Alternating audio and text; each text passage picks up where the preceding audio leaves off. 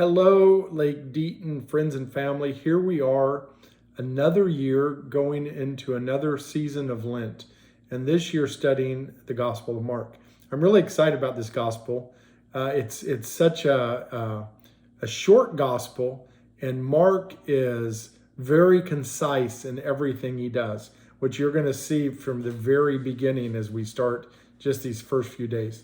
And I love the way he starts. He jumps in chapter 1 and he just starts going through thing after thing after thing.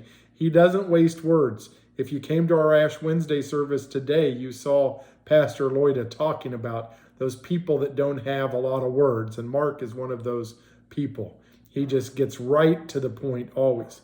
And today, one of the things I love about this passage is it reflects these first days of Lent. You know, historically, we have Ash Wednesday, and then we have 3 days before the first Sunday of Lent. And Sunday's always a mini Easter or a day off, a day of celebration of resurrection.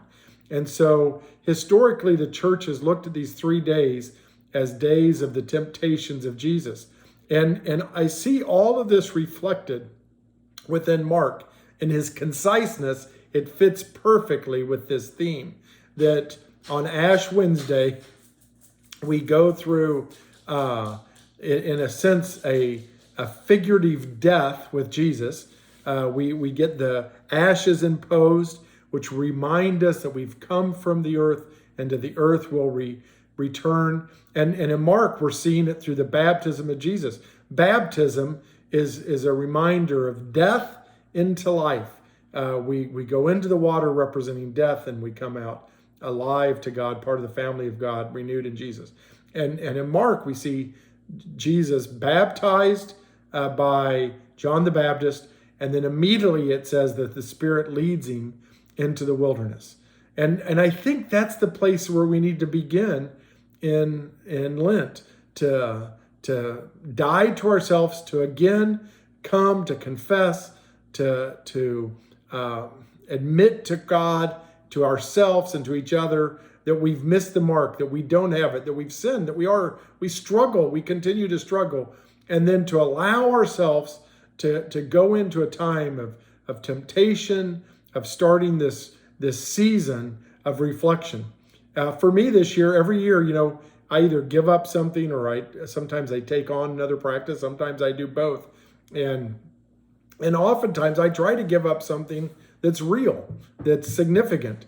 And so usually it takes a few days. The first days are almost like newly coming into that wilderness where I am struggling with the temptation of not doing that thing, whatever it is.